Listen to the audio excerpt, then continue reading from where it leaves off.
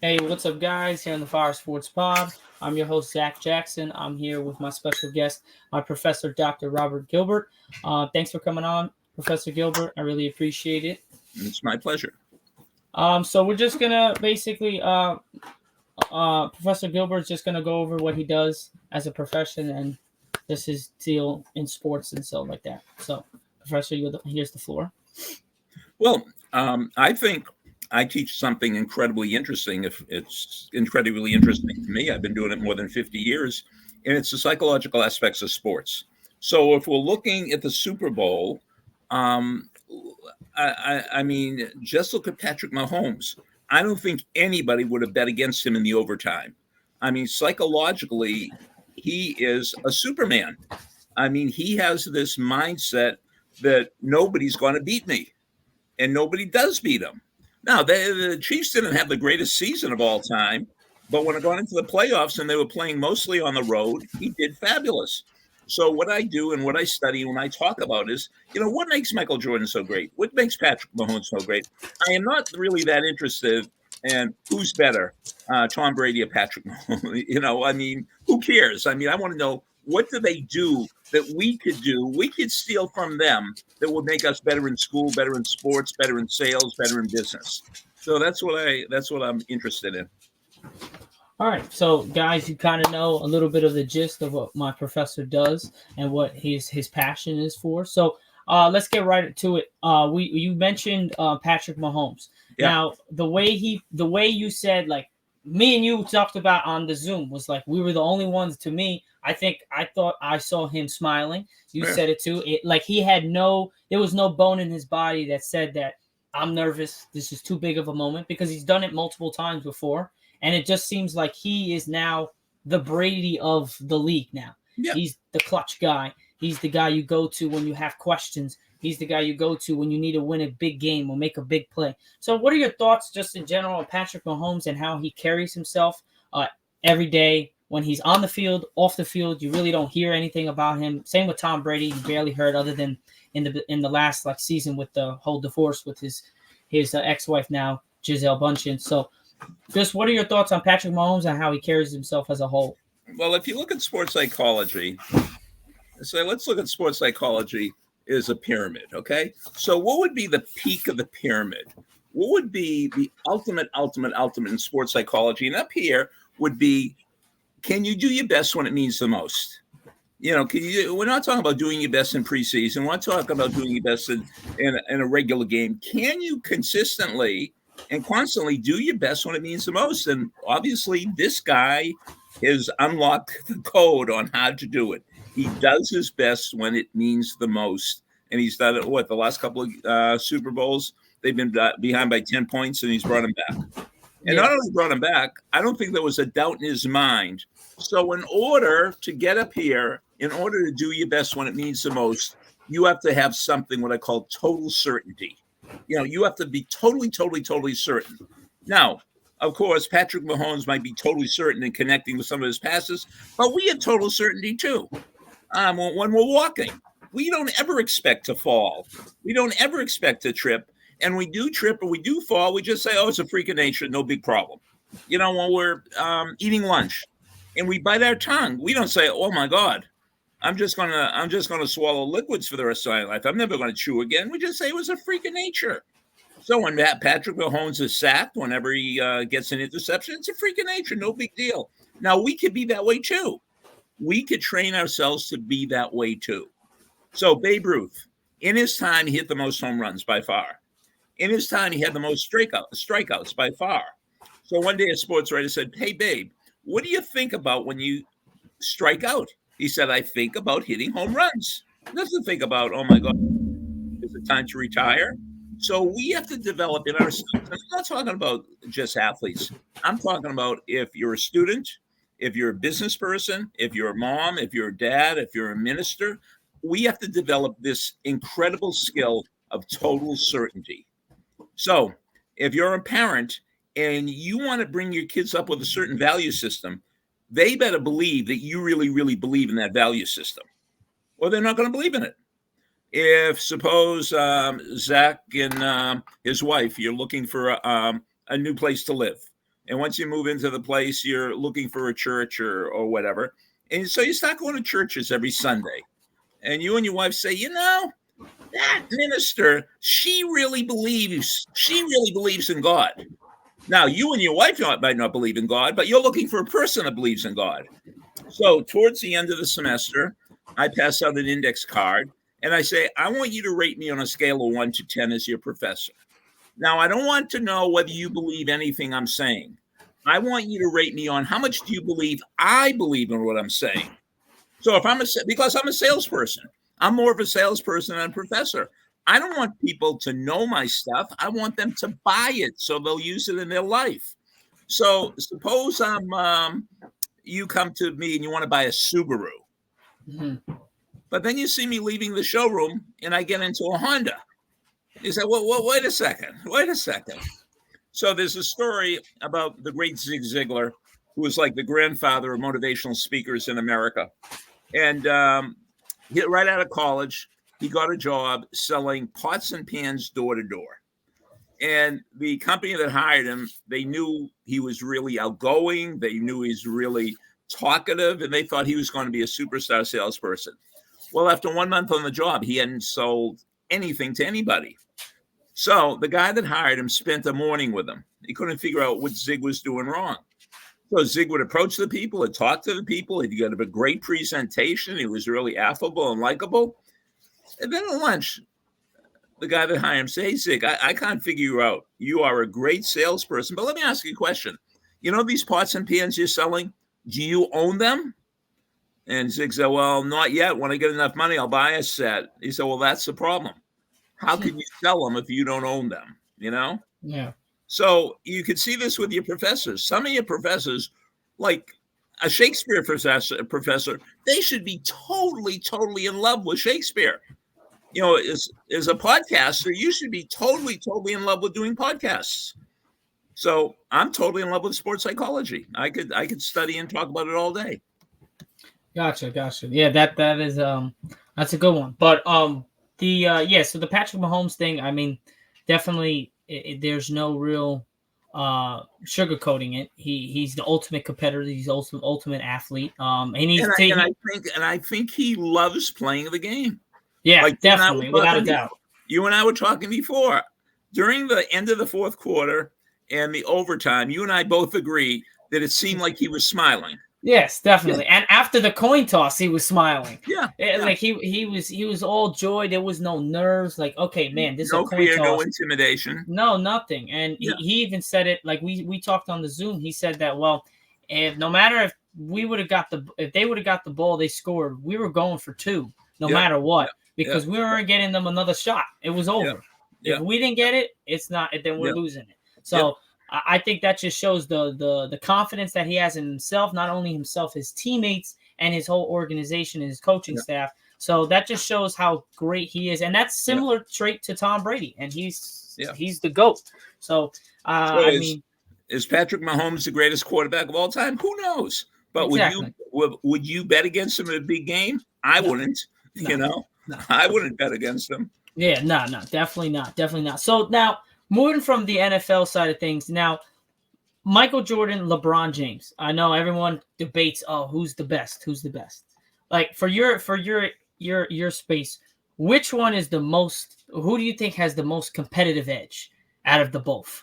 Well, that's what really is the big thing. I really don't know enough about basketball to say who's the best, because anybody that asks that question doesn't know about Bill Russell, who is absolutely the best. But then again, I'm from Boston.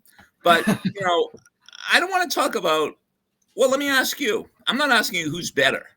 Who's more interesting? If you had to watch a 24-hour documentary, do you want to watch LeBron's life or Michael's life? Probably I would say Michael's. Yeah, me too. Michael, it's really, really true.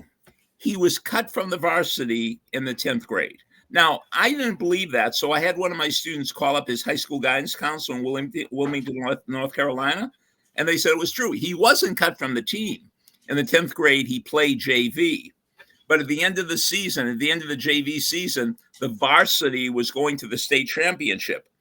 And Michael went to the coach. He said, Coach, do you think I could take the bus with the team to the game tonight?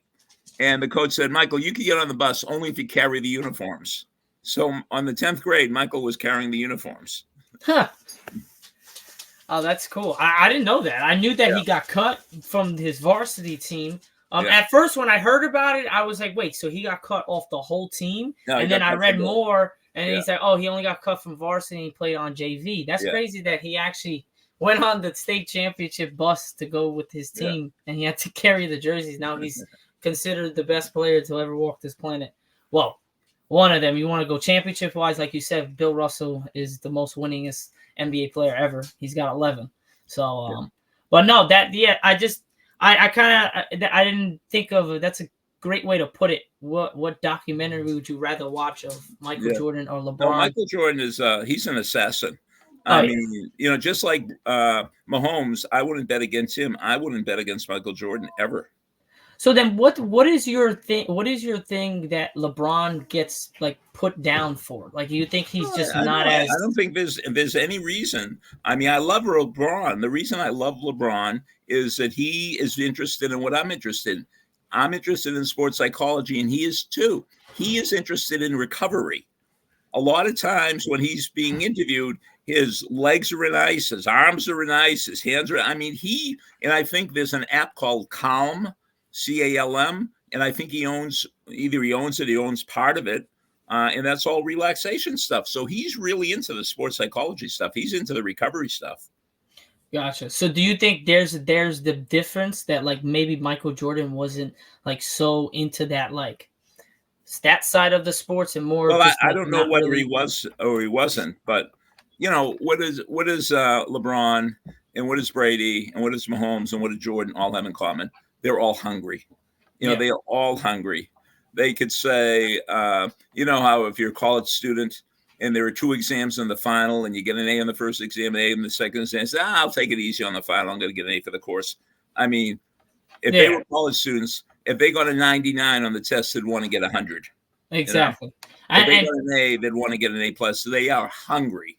Yeah, and another guy who passed away about 4 years ago is Kobe Bean Bryant. He's another one that's basically in that hungry in that category. But more on just the psychology of sports wise. What do you see in sports now in that part of it than you did see or didn't see back then? Like, what's the difference between now and back then for like the psychology part of sports? That's an interesting question. I don't think, people are people. And, one of the things I always talk about in class is you have to be totally, totally, totally out of touch.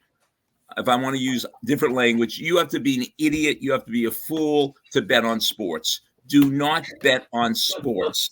Why? Because we do not know how people are going to operate. We don't know who's going to do their best when it means the most. You can't figure out. The smartest people in sports are not the coaches or the athletes. They're the guys in Vegas that set the point spreads. I don't know what they know, but they have artificial intelligence or something working for them. So, human beings, we have better equipment. We're stronger because we have better equipment. We know more about, steroids and drugs and stuff like that. But in terms of psychological aspects, we really, there are certain people that come through and they're, they do their best when it means the most, and they're clutch, and there are certain people that choke. But, I don't think that's changed over the years. Gotcha. Because I really wanted to see your thoughts on that. Because I mean, I know there was a different generation, different time back then. There is now. A lot of people are more. Well, I wouldn't want to diss everybody in this generation, but I kind of would say that a lot of people are like kind of like lazy, doesn't want to do a lot of things. I don't. Like, I'm 76 years old, and I've been in college since 1964. As a student, then as a graduate student, now as a professor. And I wouldn't say there are any more lazy people now than before. Really? Okay. Like in my generation, I don't want to go to the library. I don't want to do research at the library. Now you say, I don't want to Google that. I don't want to do research. It's still laziness. It's just a different type of laziness. So I really don't think, other than that technology, college has really not changed that much. Really? Okay. Yeah. Oh, that's well, you've been there Yeah. since I might have for a mentioned this long in time. class. The difference between your class in 2024 and when I was in school in, say, 1968, if we were in school in 1968, you know what would be different? Before class, everybody would be smoking. There'd be ashtrays, and everybody would be reading a newspaper. Now, nobody smokes in class, and nobody reads the newspaper, but they're online. So, Exactly. but other than that, it's still information, and there's somebody giving out information, other people taking in. And do I think there are any more motivated people now? No. Do I think there are any more lazy people now? I think it's pretty much the same. Really? Okay, so that's a different perspective. Now, A lot of people in terms of athletes, it's really Oh. changed because now we have better strength training equipment. Now we have better techniques. And so these guys are gargantuans compared to Yeah, the no. 1960s. And even if you see like the kids that are coming up in like high school, even just in high school, they're huge. Yeah. Like they're jacked, they're monstrous, Yeah. they're tall as hell. I mean, they're like gifted without a doubt. But question of just in general of sports wise. Man, what was the question? I had a question too. I was trying to remember it. All right. Well, for it, just in general with all sports, do you think there's different ways to go about preparing for? I mean, of course there are, but like, should most? Because I know like one of the players said that they listen. I think it was Jalen Brunson. He's like he listens to like Justin Bieber before the game. Now, do you think, for your sake, or like just in general sports, should what's your opinion on like do you think using things like that helps out people, or do they like kind of get them into a different mode, if that makes sense? Yeah, If you follow what I'm trying. So here's sports psychology and one little formula. So P equals P minus I. Your performance, how you're going to throw the ball, how you're going to hit the ball, how you're going to play chess, equals your potential minus interference. So your interference could be really, really, really big, like, oh my God, I'm scared to death, everybody in the world's watching me. Or it could be really, really, really tiny. So a couple of weeks ago, I'm walking to class, and in front of me are several of my students. They didn't know I was behind them. So they're talking and joking and walking to class. Then they get to class, and they're sitting down talking and joking before class starts. And then class started, and I pick one of those guys. I said, come up here. I want to ask you a few questions. The guy almost couldn't talk. Of course he could talk. He was joking with his friends outside of the building. He was joking with his friends before class. But all of a sudden, the interference, like it's WWOPT and WWOPS. What will other people think? What will other people say? All of a sudden, he's like, oh, my God, everybody's looking at me. What are they thinking about me? Rather than saying, hey, what do you want to know? I'll answer any question you have. So obviously, he has a higher I. He has higher interference that has to be lessened. Does that make sense? Yeah. Yeah. All right. So simple example. Suppose I know you're a really, really good basketball player. So suppose it's your senior year in high school, and you're scoring 20 a game. You're doing triple doubles every game, and then your coach said, "Hey Zack, the coach from UCLA is here to scout you." Now, some people, they'd say, oh, my God, I'm going to do my best. And some people will get totally intimidated. Yeah. So it's not the situation. It's how you respond to the situation. And you could be trained, and I want people to realize this, anybody could be trained to have the mindset of a Patrick Mahomes. Because mental skill is a skill, and a skill is something that it's not something you're born with. It's something you develop. Oh, so you just went away for a second. Oh, I did? No, it was my fault, though. I moved the mouse. Okay. So, mental skills, relaxation. So I don't want anybody to leave this podcast saying, oh, I'm just an anxious person. No, you're not. You're a person that hasn't learned how to relax yet. Oh, I have a terrible memory. No, you don't. You have an untrained memory.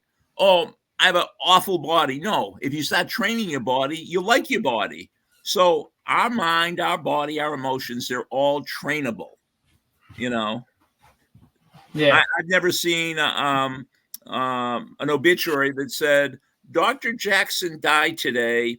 He was a dentist in Fair Lawn for 50 years. The interesting thing is he never went to dental school. He was a born dentist. You know, you're not a born dentist. You're a trained dentist, you know? Yeah, exactly. But people say, oh, he's a born musician. Trust me.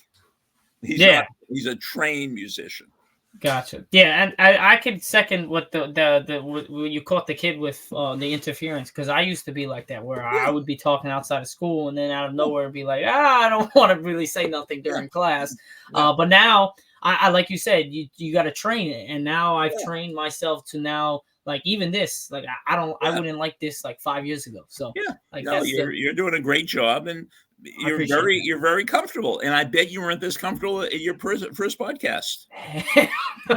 It was bad. It was funny though. But that's the whole thing.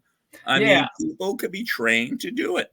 Yeah. So no, but it just the last question I have for you, just in general of just all sports in general, do you think work ethic has to deal with either is it a mindset, or is it more of like, if like you see somebody else doing that, would you, like, basically a mindset? What type of thing to get to like a Patrick Mahomes level? Do you have to like be motivated every single day, or do you have to see it from somebody else? Like, let's say you're watching it on television, you're a little kid and you want to be like that. Like, where could you get that motivation from? If that makes sense. That's a very, very good question. And I remember I was taking a sports psychology class once, and a person asked a question like that, like, where does talent come from? Where does motivation come from? And the professor said, well, I'm not so sure, but I know somebody who knows. So I'm going to give you his room number and go and speak to him. And then next class, tell us what he said. So the professor wrote down Newman Center room 324. So the next class, the professor said, well, your question about, innate ability and all that, did you visit that person? He said, yeah, I went to the Newman Center 324. I knocked on the door, and a priest answered. You sent me to see a priest? I mean, these are questions we don't know. I mean, why you line up 100 people and you'll get 100 different responses. Like you said, you really liked Randy Jackson. He was a big time coach from Texas, big time high school coach in Texas. And, remember what he said? I asked him, he said, if there's a high school football game on Friday, and the University of Texas and Texas A&M are playing on Saturday, and the Cowboys are playing on Sunday, and you could miss two, but you won't miss a third one. Which is the one that people will never ever miss? Did you hear what he said? No, I don't think I caught that. I don't know how. He said they'll never miss a high school game. They'll miss a college game. But they won't miss a high school game. So Randy, he said he has 170 guys come out for his I heard. So I think he has a freshman team, a sophomore team, a JV team, and a varsity. And they almost had 2 JV teams.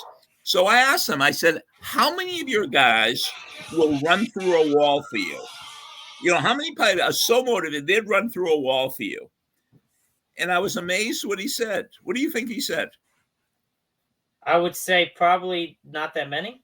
Yeah, I would say 5 or 10. He said half of them.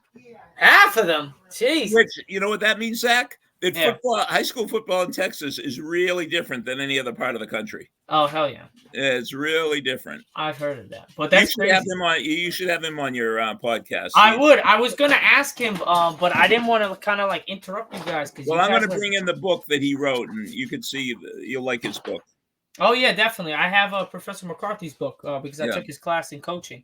So, and he was really one of the things why I really took a minor in coaching and really started coaching, because of just him doing it. Because I already had the in with my coach, but I kind of just was like, all right, do I do this? And he kind of put it to thing. He's a great influence. Both of you are. You guys are great influences on people.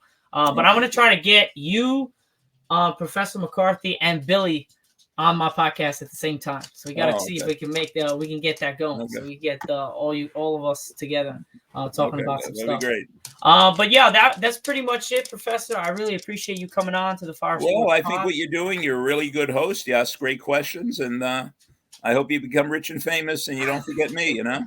Definitely not. Well, I appreciate it. I will see you on Friday during class. Thanks again, Professor. So, That's I mean, when you take over for Stephen A. Smith, and I email you, is one of your assistants saying, no, Mr. Zachary does not respond to former professors? Hell no. I won't even have an assistant doing that. I'll respond personally. That will be a personal contact that I don't have an assistant respond to. Don't worry. Okay. Don't worry. All right, Professor. That's it, guys, for my show here on the Fire Sports Pod. I hope you guys enjoyed it. I'm your host, Zack Jackson. This is my guest host, Professor Robert Gilbert. Thanks again, guys. Have a great rest of your day.